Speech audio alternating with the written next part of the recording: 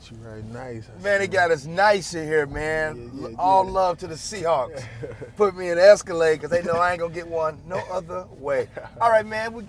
You in with Driving with G. State your name and occupation, sir. Dion Jordan, defensive end for your Seattle Seahawks. Man, Dion, it has been good having you here. I'm gonna pull the curtain back a little bit and share with something. All season, man, even when you weren't out there on the field, every time that I would talk to you, you were always so positive. You never were like, man, I'm waiting for my opportunity, they're not giving me an opportunity. You were always so patient and waiting. Right. Why? I mean, I feel like number one, I had to prove it, to myself, that I deserved to be out there, or be a part of this organization. And I understood that part of my rehab was part of that, like my devotion to my rehab, how I showed up every day. So, it was just like the little things I feel like I had to prove to myself before, I got out there and was able to like talk smack or, be that way. Well, take us back. So you played college football at the University of Oregon. Right. And then where did you get drafted? I got drafted to the Miami Dolphins in 2013. First round pick? Yeah, number 3. First round pick. Yes, sir. Take us back to that time and what was going on during that time? Yeah, so I mean, everything kind of just escalated fast. You feel me? For myself, and it's like this for a lot of draft picks. I feel like you come from university where you're not getting paid, and you land at a big time organization. For myself, it wasn't just the organization. I feel like it was the environment, that I was around that kind of pulled me away from my focus. You feel me? My job, what I was there for. And, I didn't come in with a game plan once I got to Miami, and I kind of just let all the little things become, my number one focus, and it eventually bit me in the butt. You feel me? And everything just kind of started. It started to crumble real fast. When you say you didn't have the focus, and by the way, I don't know what I would be like if I was 22 years old, first round draft pick in the city of Miami. Man, I'm a grown man. I still got a hard time going to the city of Miami. Man, what are some of the things that you would do? Were you coming late to meetings? Were you eating right? I think I did a little bit of everything. Everything that I see like rookies now do, I've done it. And my issue was I didn't stop. I got in trouble with the NFL, and I kind of got on the defensive end and not, stepping up and asking for help, and that was my issue. As a young man, I didn't take advantage or take, responsibility for my mistakes and try to make them right. Instead, I kept on trying to make excuses and trying to find a way around things. And before you know it, like that, the little thing becomes huge, and now my career was in jeopardy, and I had to reach out, ask for help, and just start it all back up again. Most people, when they face adversity like you face, they quit. Right. Why didn't you quit? I think I didn't quit because, number one, I wanted my life back, and my life involved football. I'm still young, and I understand that I have the physical ability to go out there and perform. So I wanted that part of my life back. And number two was, I didn't want to let my mother down. It's a lot of people. I got little cousins and stuff like that who look up to me, who's been looking up to me for a very long time, just because, not only because I play football, but through a lot of things that I had to go through to get to where I am as as a young black man. And I've been able to fight to get to this point. And I just didn't want to let those people down. And I wanted to prove to myself too that, like, no matter what it is, D, like, you got this, you built for this. And that's what I have to do. I got to do it every day, man. When you got here to Seattle, what has it meant that John Schneider and Pete Carroll have given you another opportunity? I feel like it meant the world. I feel like what they've been able to build here with the guys that they have, it's been something special. And I think it's been special for anybody who's had the opportunity to come into the locker room, because they see it.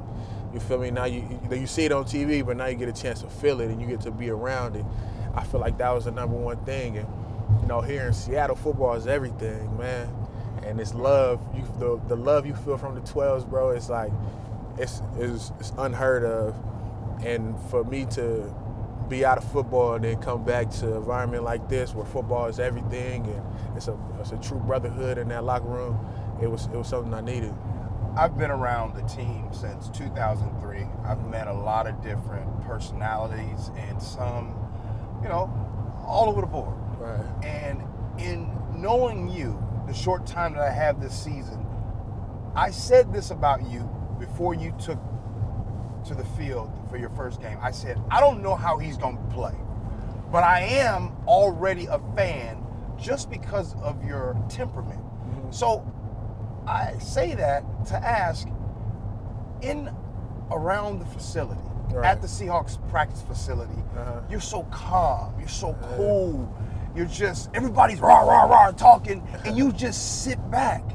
What do you be thinking when you're sitting back and not talking? Because I know you got a lot of advice to give, but it seems like you just kind of more reserved.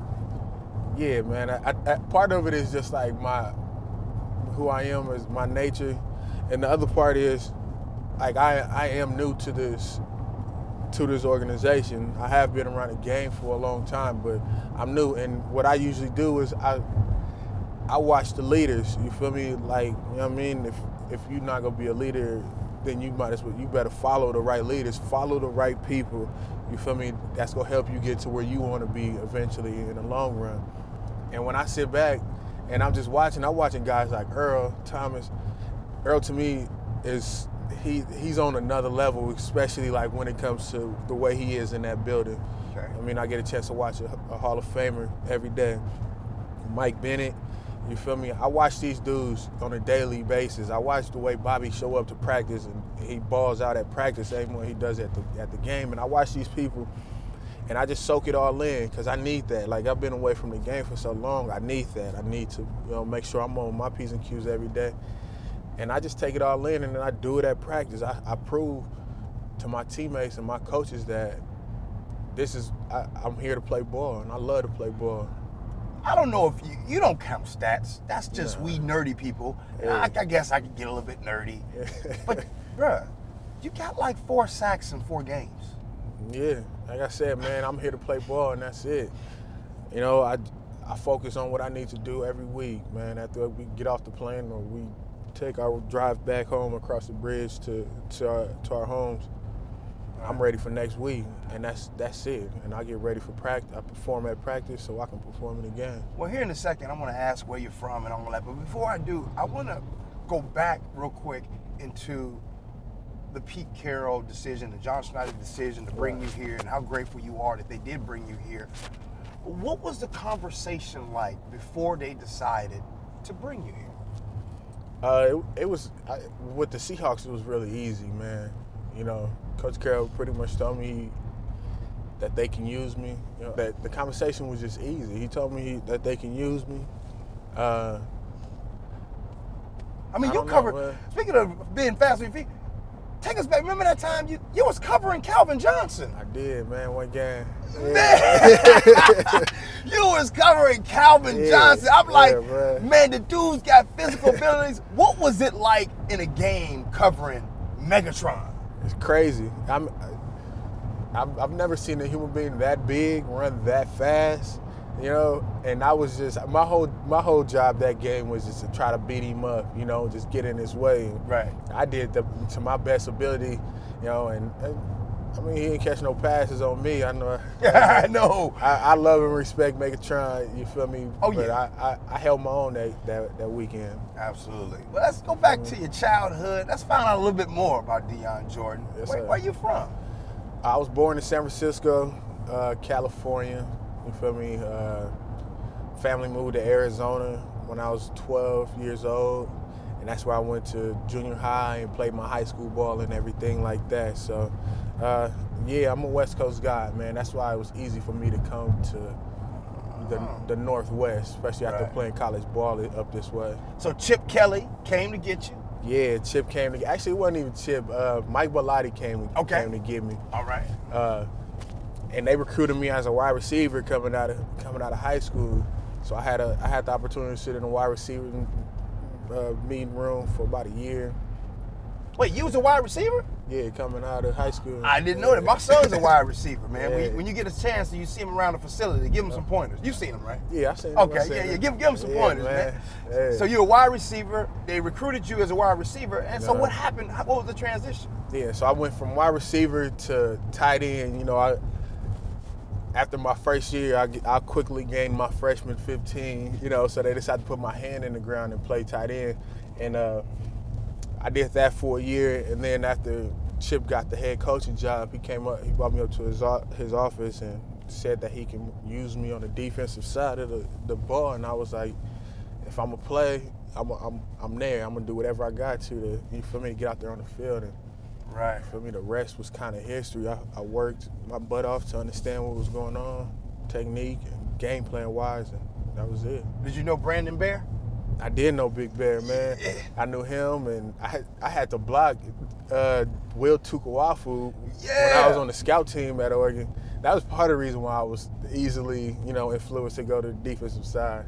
Like, if I got to keep blocking dudes like this, I might as well, you know, go on the other side, man. Man, I bet 100% on that. So you're from San Fran. You moved to Arizona when you was 12 years old. Went to junior high and high school there. Siblings, brothers and sisters? Yeah, I got a younger brother and a younger sister. We all 2 years apart. So everybody's grown now. Sister graduated this past summer. Okay. You know, yeah, everybody grown, man. It's weird. It is kind of weird, you know, once you get to a certain age and everybody, you know, just on their own. But I'm happy. I'm proud of everybody. Well, this past week, after the LA Rams game, and I actually remember having a conversation with you on Monday after the game. Yeah. And now the city, Seahawks fans, media, we all was losing our mind because we don't know what just happened to Seahawks. It was crazy. Right. And I got to tell you, once again, you came through for me. I had a conversation with you, and you were just like, hey, games like that happen. You get back right, and you just get ready for the next week. Hey. Why were you so calm after a blowout loss against the Rams here at home? I mean, I think first of all, it was over with already, you know. And if you kind of watch how the game unfolded, we let a really good team get a head start on us, and it's tough, man. You got a guy who was running the ball, who's a potential MVP type player. You feel me? Yeah. And they got weapons on the offensive side and on the defensive side of the ball too, and we let them get a head start, which we couldn't do. So I just kind of looked at it like that's over with, man. Like we got beat. It didn't matter if it was by the amount they beat us or by, you know, a field goal. A loss is a loss. You feel me? And if you was gonna let that, you know, roll over into Monday, like I said, bro, once you get off that airplane or you take that trip over that bridge, you got to be ready for the next opponent. You know, and that was it. You know, we, not only myself, but like I said, the leaders like Mike and like Bobby stepping up, KJ coming back, you feel me? And everybody we all had the same mentality going into this Dallas game, and we proved it. One of the things that's talked about a lot is the brotherhood. Pete Carroll gets on, he does his interviews all throughout the week, and he talks about the brotherhood. And there was some question if the brotherhood is in fact still intact because of, you know, they saw some of the fighting on Twitter and they just saw some of these things. Speak to the brotherhood in which, from your perspective of what you see for the Seahawks team. Yeah, I mean, I feel like it's huge. I feel like this is what it was built on. You know, it was built on guys like Sherm, like KJ, like Cam, like Mike, who came into, you know, the NFL kind of like they was looked at, you feel me? Everybody overlooked them, you feel me? So these dudes came together and they made their mind up as, you know, not as individuals but as a squad that we go show these people. And that's what it is, man. That's what's here. That's what's stuck here. You know, even though a couple of our guys are down, that's what the mentality is here. And when you have that type of mentality, when things get rocky like any relationship, bro, like people butt heads. You know, Yeah. Families fight. they straight up, man, and that's just what it is. You know, people bump heads, and I mean, like, the only thing we can control is, you know, what we have in front of us, and that's what my mentality always is. Right. You know, I try to, you know, keep it that way. I try to talk to a lot of the younger guys and let them know, you feel me, how to attack every day and stuff like that, to try and take some pressure off of these OGs. But you know, it's an ongoing process, and it's hard to win in this league. So that brotherhood is huge. Let's go away from football for a minute. A lot on Driving with G, sometimes we aren't so serious. Right. What's a pet peeve that you have? Something that just bothers you? What's something in life that is a pet peeve of yours? I don't like, you know, like when you go to restaurants and you order like shrimp. Okay. I don't like when they like don't take the tail off the shrimp in restaurants. For some reason, it always that's one thing that get on my nerves. Okay, I guess on your nerves. Your most embarrassing moment that you can think of? That I can think of. Something that just like, man, let me tell you the story. This is what happened. Man, that's tough, man. I've had a lot of them. Okay, nothing too serious. Yeah. Something kind of funny. Like maybe you came to class and you tripped over your book bag or something. You know, something simple. I don't know, man. I fell a bunch of times. I remember, you know, how you do calisthenics, you know, before practice, you like do the leg kicks. I fell doing that one time at practice. And kicked my leg and just slipped, like on a movie or something, like you slip on a banana peel. Right. That's probably one. Inside the D-line room, what's some of the funniest conversation? Who's some of the funniest people inside of that D-line room? Some of the funny, just one funny person, and it's Mike Bennett. Mike is still a show. I promise you, I never knew what type of character he was until I had a chance to sit in there. And Mike is a man of many different things, man. But he can bring attention to himself. Is he needed in that meeting group just to keep the spirits and everything? Of course, man, to keep the spirits high, you know, to challenge us, you know. So Mike is a huge part of this team, man. Right. What player that you met this season, or obviously it's the first season with the Seahawks, which Seahawks player that you have the exact, now that you got to meet them, you have the opposite opinion of them? Somebody you met, you like, wow, I never thought you would be this way. Man, let me see, let me think. Probably Bobby, man. Bobby Wagner, yeah. Okay. Why is that? I don't know. You see the enthusiasm that he has when he plays, you know, and you would think people like him, like, they probably talk a lot of smack about, you feel me, how good they are, but Bobby put that work in. Like, Bobby puts that work in, and I look at him and I be like, bruh, like, you deserve everything that you get, man, because you prove it every day. Right. By the way you work, man. How was your Christmas, man? It was chill. My Christmas was real chill. I'm thankful for that, man. You know, I was able to sleep in. Okay. You know, I woke up, watched some hoop. Oh, you an NBA basketball fan? I'm a Laker, baby. Oh, he's a Laker. You know what? I'm glad you bring that up. By the way, I don't like the Lakers. I never have. Richard Sherman loves the Lakers. Yeah. I give him a hard time. Yeah. However, I am a Lakers fan now because I'm a big, huge ball. You know it. Thank you. You know it. Yes. I'm all about the Ball family. Lonzo Ball just bought his mom and dad You seen that? Ooh, the convertible Rolls Royce. Hey, sometimes, baby, sometimes. What do you think about LeVar Ball as a father? I think he's a great dad. You see, like, the type of love and, like, you know what I mean, passion he has for his sons, man. Like, he's a huge part of their success. You feel me? And I think the number one reason is because he was around. And not only was he around, he pushed those boys to be the best they can. That kid just got drafted top 3 in the NBA. Like, yeah. You feel me? Like, stuff like that don't just happen all the time. You feel me? Agreed. It's huge. 100%. So you're a Laker fan. All right. Here's a question for you. One player. Right. Who is the best player in the world? Now, who is the best player in the world right now? NBA player. I mean, it's painful to say, but I can say it now that my guy is gone. It's LeBron James. Okay. Kobe not on the court. Yeah, we're not doing the Kobe.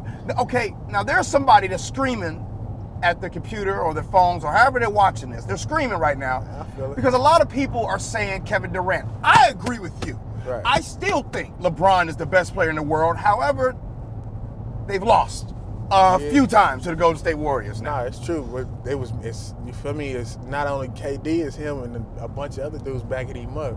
That's why they so good, man. The boys, they do the little things. Yeah. That's why they go back to back. Yeah. Now, Dion, can you cook, man? I cannot cook. I'm gonna just put that out there. I eat. That's my job. It's been my job for a long time to eat.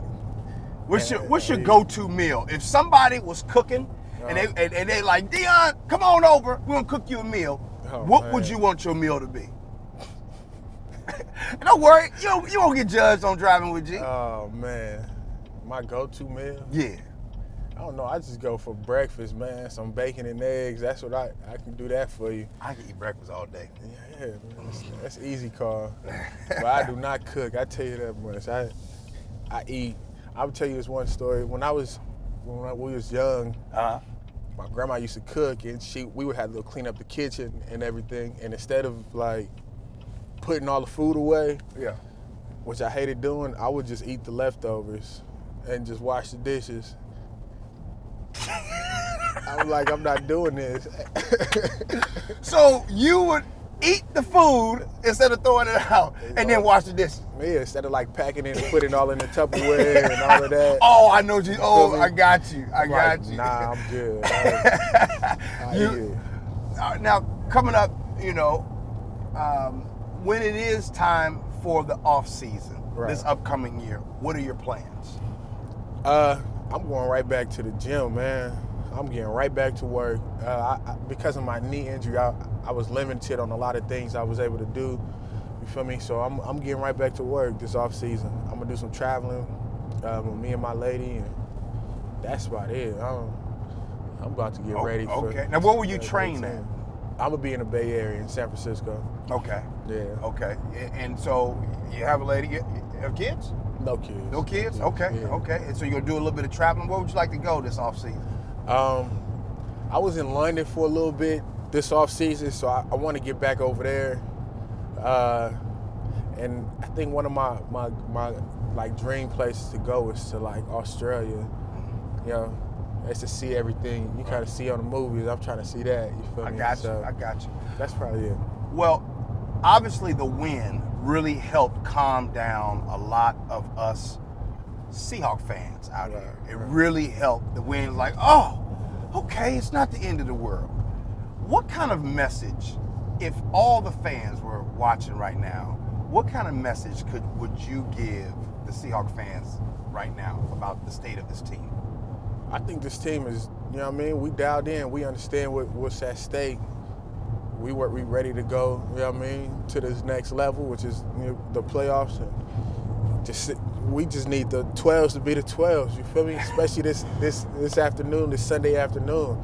You know, come out, enjoy the New Year's Eve with us, you know what I mean, and bring it in big, because that's what we're trying to do. What was it like the first time? Now, was the first time you played at CenturyLink, was that CenturyLink Field, was that the first time as a Seahawk, or did you play here before?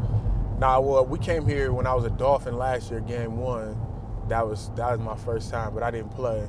And that was crazy because that game came down to the end of the game. Sure did. Remember that? Sure did. It was so loud. Yeah. I couldn't even hear like the people standing next to me talking to me. It was crazy. I know. What was it like to be a Seahawk being out there on the field? Especially, no, forget that.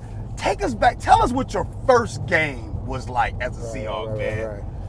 It was huge. It was huge. I mean, when we came into the game, going into the game, Coach was planning on using me like as a situational type player, play first and second down, and then Frank was gonna come in and, you feel me, clean it up on third downs. And I was like, you know what, I'm down with that. I'm still down with it to this day, you know what I mean? But it was good because once I got out there and I got my first live, hit, something about that, like when you were able to go out there and finally like put your pads on somebody. Right. I got that rush again back, man, like that adrenaline, all that love that I was talking about, man, it initially just came back, and I mean, it was huge. It was huge.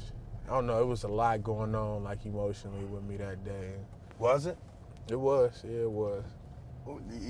Emotions, as in like just the fact that you've been gone for a while. You're grateful. It was just how grateful and how thankful and how, like, if you put your mind to it, like, you can do anything.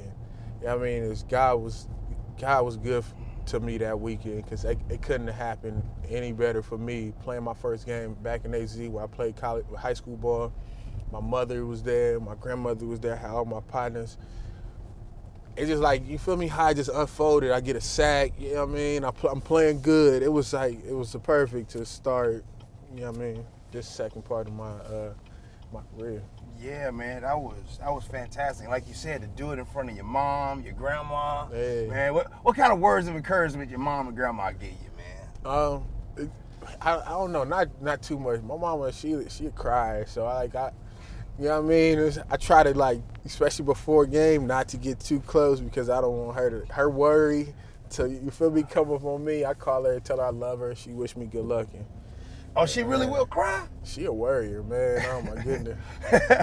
So, it's like, we just do it like that. But, I mean, she's just proud of me. She's proud of her son. Oh, man, that's good, man. Well, there's a lot of folks that's proud of you. I think for me, what I'm the most proud of is that, is how you were able to bounce back from the adversity, and how you were able to, even during this interview, you've even talked about and taken accountability for your actions that caused you to slip from being that first round pick to getting you in the position that you are now, and to see your bounce back, man. Like, I believe that all great movies and stories revolve around the rise, the fall, and now we're watching your redemption. Right. You know what I mean? Yeah. And so that's the best part of this journey, man. So I'm sure that a lot of us out here, especially myself, are really big fans and want to see you succeed and do well. Only in a Seahawks uniform, though. I feel you, man. Only in a Seahawks uniform. That's it. We want to see it, but no matter what, we still want to see you do well, man. And last but not least, I always like to ask a couple questions of, if you can explain these folks in 1 to 2 words, or maybe 5 words, however much it takes. I'll give you the name, you explain the person. You ready? Let's get it. All right, let's start. Pete Carroll. Crazy and competitive, I say that. All right. Bobby Wagner. Say the same, competitive and just a dog. Richard Sherman. Sherman is definitely crazy. I keep using crazy words. That's all right. That's all right. But you give him another word. That's all right. Yeah. Other words. You can explain them if you want. Sherman. I say crazy because I remember, like, watching him before game, like, the skinny dude. He's like the most amped, like, just he'd be pacing up and down, and I'd be looking at him like, this is like the skinniest dude, but he like, you know what I mean? And Sherm, like, when you good, Sherm is like, he that type of dude. He knows how good he is, right. Boy, and he's something special. Right. Russell Wilson. Yeah, man. Russell. You ever seen a quarterback scramble like that? Nah, I've never have. I played against Russ his last game in college in the Rose Bowl. Oh, and yeah. I knew that Russ was gonna be something special. That's a tough dude. He a tough guy. Why do you think he's able to scramble like that? I mean, of course everybody can run and fast, got vision, but it's his physical abilities. But it's on top of that, it's the fact that he'd do whatever he can to make sure his team win. That's it. Well, man, I really appreciate you hanging out on Driving with G, man. I hope this ain't the last time. I hopefully, we can do this again. Not at all, man. You know what I mean? Go out there. Them 12's gonna be rocking. It's New Year's Eve. I'm gonna tell you something, man. There's no better New Year's Eve party than a Seahawks victory this Sunday. I agree with you, bro. You feel me? And I'm just happy to bring it in. You feel me? Here. In front of these people, right. In front of these fans, and with this team. Right. Well, man, hey, I appreciate it. Thank you, and we gotta do it again. Do it again, no doubt about it. Is that Doug Baldwin? Yeah, it is. You got some Christmas gifts for us, I see. Yeah. Hello, Douglas. Oh, you spent time with him in this car. Sorry to hear that. You got us some Christmas gifts? Up, dog? You got to be nice to me because you're on camera. You got to be nice to me. First off, I'm not on camera. They can't see me. You on camera now. I didn't sign up for that. I'm suing. How you doing, Douglas? I'm surviving, bro. Good to see you, man. You too, I like Doug with the beard sometimes. You do? I think I do too. You have a good conversation? You know it, It's man. good, bro. Hey, this man balling, bro. I agree 100%, man. I like him. I do too. Couldn't be happier for him. Appreciate it, big All right, dog. fellas. See that? That's a special dude right there. He is, man. Doug Baldwin got a special, man. Been knowing that dude since he was a rookie. Man. Man, it's been real, brother. You know it. Thank you. Yes, sir. Yes, sir.